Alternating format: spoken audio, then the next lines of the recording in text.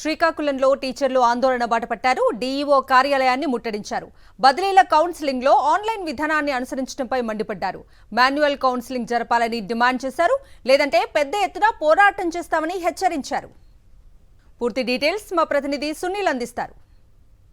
టీచర్ల బదిలీలు web counselling కాకుండా మాన్యువల్గా నిర్వహించాలని శ్రీకాకుళం జిల్లాలో ఉపాధ్యాయ సంఘాలు ఆందోళన చేస్తున్నాయి. ప్రస్తుతం డిఈఓ కార్యాలయం వద్ద ఉపాధ్యాయ సంఘాలు ఆందోళన చేస్తున్నారు.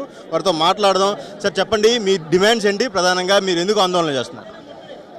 రాష్ట్ర ప్రభుత్వం, రాష్ట్ర విద్యాశాఖ గడిచిన కాలంలో ఉపాధ్యాయ సంఘాలతో జరిగిన సమావేశంలో ఖచ్చితంగా ఉపాధ్యాయుల తాలూకా సమస్యలను పరిష్కారం చేస్తాం, ఉపాధ్యాయులందరూ కోరుకుంటున్న మాన్యువల్ కౌన్సిలింగ్ జరుపుతామని చెప్పి ఇద్దరు ఐఏఎస్ అధికారులు హామీ ఇవ్వడం జరిగింది.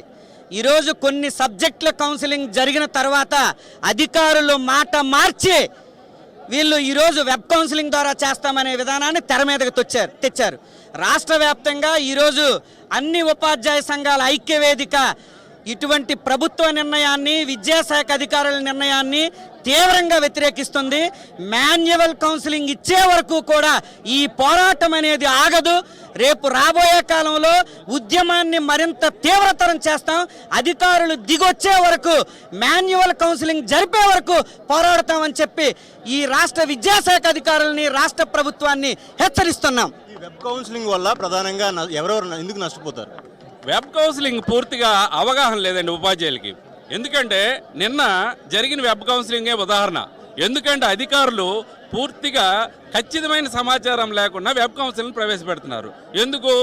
రివైజ్డ్ లిస్టులు ముందుగా ఇవ్వట్లేదు, ముందుగా వేకెన్సీ పొజిషన్ చూపించట్లేదు. ఇవి చూపించకుండా ఆగమేఘాల మీద వీళ్ళు ఏం చేస్తున్నారు, ఒక లిస్టు రిలీజ్ చేస్తున్నారు. ఆ లిస్ట్ ఎక్కడ ఏ ప్లేస్ ఉంది ఏంటి ఎదుక్కునే లోపలే టైం అయిపోతుంది. కనుక ఒక షెడ్యూల్ ఇచ్చి ఇంకొక షెడ్యూల్ చేస్తున్నారు వీళ్ళు. దీని ద్వారా ఏమవుతుంది? నిన్న మీకు ఉదాహరణగా తెలుగు హిందీ పండితులకి తీరని అన్యాయం చేశారు ఈ జిల్లా అధికారులు. ఏంటి, 43 క్లస్టర్ వేకెన్సీస్ ఉన్నాయని ఏ దాంట్లో కూడా వేకెన్సీ చూపకుండా ఈయన మొత్తంగా ఒకేసారి ఒక లిస్టును విడుదల చేసి 230, 250 వేకెన్సీలు చూపించి 100 లోపల వేకెన్సీలు ఉన్న వ్యక్తి 250 ప్లేస్ని తీసుకోవాల్సిన దౌర్భాగ్య స్థితి వచ్చింది. ఎందుకు?